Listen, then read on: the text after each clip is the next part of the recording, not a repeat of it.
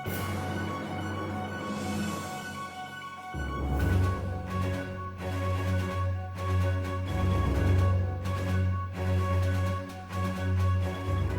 everyone and welcome back to the Hodge Factor, the 5th episode, and I'm very excited for this episode because we have a Mother's Day special, which includes a special guest.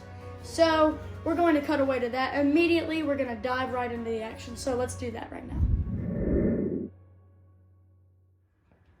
Alright, and here we are with our special guest, who is Jessica Hodge, my mom. So I'm going to be asking her a couple of questions because it's Mother's Day. So, for the first question, Mom, why did you want to become a mom? Now see, I was not going to cry. Okay, the reason why I wanted to become a mom was, honestly, since I was a little girl, I always wanted to have kids, and I was just excited to be able to experience that miracle, and I wanted to be able to have babies, and I used to pretend when I was young that I had babies, and it was something that was really important to me, and that's the only thing I ever wanted to be, was a mom. Huh, okay. For the next question, what is the hardest thing about being a mom? The hardest thing about being a mom is the fear of not doing a good job, the fear of probably messing up. I think that's the hardest thing, because as a mom, you want to do so good and you want everything to be perfect, but you're human and you make mistakes, and so I think the hardest thing is just sometimes the fear that it's not enough. Yeah, man. Okay, now this might be a little bit easier. What's the most rewarding thing about being a mom? Oh, that's super easy.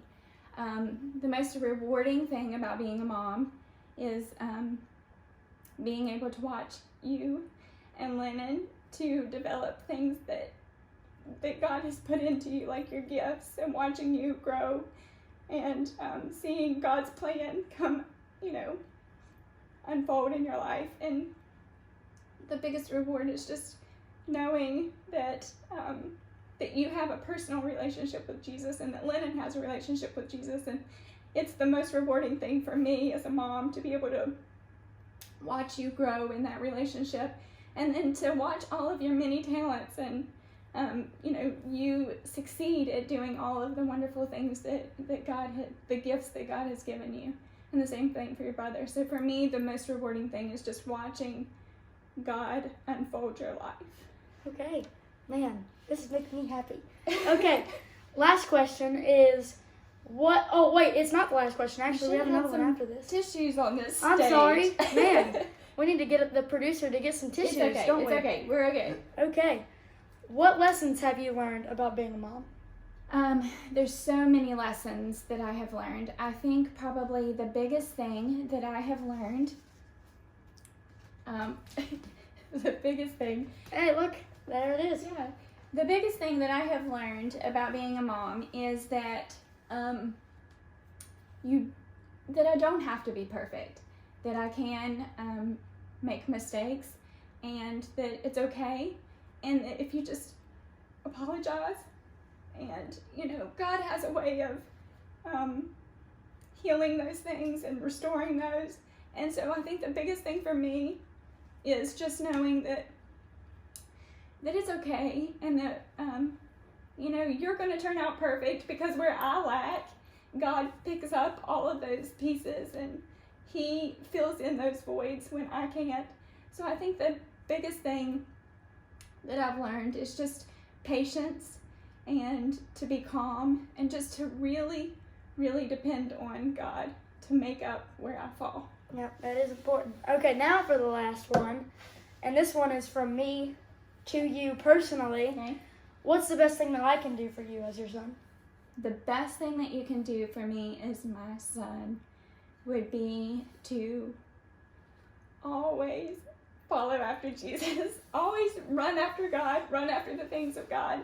And I know that if you do those things, that's the best thing that you can ever do, because I know that when you put God first, that he's going to outline everything in the rest of your life and that everything else is going to be perfect. I don't have to worry about anything else as long as you put Jesus first.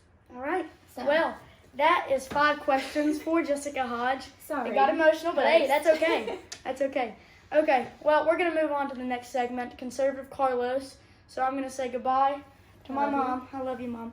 I love you too, buddy. And we're going to send it over to my good buddy Carlos. Thanks, Hayden. Man, okay, so for this episode, we have some media action again. The media is just losing it right now. But we have a new press secretary, Kaylee McCaney, and she's actually involved in this next media little thing. I actually have a clip to show you guys. Why don't we watch this clip about her completely owning the media? Let's cut to that. In a previous life, before you were press secretary, you worked for the campaign, and you made a comment, I believe on Fox, in which you said President Trump will not allow the coronavirus to come to this country. Given what has happened since then, obviously, would you like to take that back? Well, first let me note, I was asked a question on Fox Business about the president's travel restrictions. I noted what was the intent behind those travel restrictions, which is we will not see the coronavirus come here. We will not see terrorism come here, referring to an earlier set of travel restrictions. I guess I would turn the question back on the media and ask similar questions. Does Vox want to take back that they proclaim that the coronavirus would not be a deadly pandemic? Does the Washington Post want to take back that they told Americans to get a grip, the flu is bigger than the coronavirus? Does the Washington Post likewise want to take back that our brains are causing us to exaggerate the threat of the coronavirus? Does the New York Times want to take back that fear of the virus may be spreading faster than the virus itself? Does NPR want to take back that the flu was a much bigger threat than the coronavirus? And finally, once again, the Washington Post, would they like to take back that the government should not respond aggressively to the coronavirus? I'll leave you with those questions, and maybe you'll have some answers in a few days. Yeah. Kaylee, We'll thank you very much. Just you were prepared for that. Let's go, Kaylee. Oh man, she's just the best. She absolutely destroyed the media right there. I mean, just the media is just losing it. I don't understand, but she just owned them up right there. I mean, Trump made a really good decision doing that. So we're actually going to send it back over to Hayden. I don't have much for the rest of for anymore, so I'm just going to send it back over to him. Go Kaylee and go Hayden. Oh man, Carlos, the media. I mean, they're losing it. There's nothing else to say. Well, all right, so we have the History Bunch up next, and it is a good one. So let's head into the History Bunch. Okay, so in honor of Mother's Day, we're going to be doing a History Bunch on the origins of Mother's Day, and I thought it was a really good idea to do that because it actually happened right here in West Virginia is where it started, in Grafton, West Virginia. May 10th, 1908 was the very first ever Mother's Day. And it was held in Andrews Methodist Episcopal Church. So that was some sort of merged church. And it came from a vigorous campaign by Anna Jarvis. She was very interested in, she really wanted there to be a Mother's Day. And another little fun fact about Anna Jarvis was that her house was the headquarters of General George McClellan of the Civil War. He was a Union general. And Anna Reeves Jarvis, who formed that, she was trying very hard to get that going. I mean, extremely hard. And the first ever time that it was actually possible was in 1908 when a bill to make Mother's Day an actual holiday was put into the House and the Senate, but it actually failed. And over the course of 6 years, some pastors, other women, they were all trying to get Mother's Day to become a thing.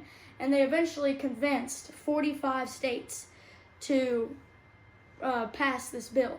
And so it became official in 1914. It was actually on May 10th as well.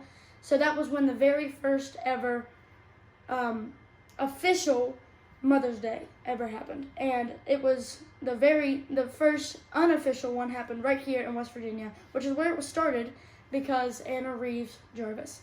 And that is the History Bunch on Mother's Day. Okay, so we're going to do Question of the Week, and we're going to review last week's question, which was, which state produced the most U.S. presidents? And it's kind of controversial because Virginia had the most presidents that was born there that became a president. But Ohio had the same amount of presidents. There's 8. They had the same amount of presidents, but one of them, William Henry Harrison, wasn't actually born there. He was born in Virginia, moved to Ohio, and became a president after he lived in Ohio. So it could be Virginia, it could be Ohio. I was looking for Virginia. But we had 2 people that answered that got it correct, if you count them both. And that was my Nana, Cheryl Patrick. She guessed Virginia. And Dr. Harris, he said Ohio from Michigan. So now we're going to do this week's question of the week. And it is Mother's Day. In honor of Mother's Day, we have a Mother's kind of question about presidential trivia. And the question is, what 2 women served as the mother of a president and the wife of a president? What 2 women served as the mother of a president and the wife of a president?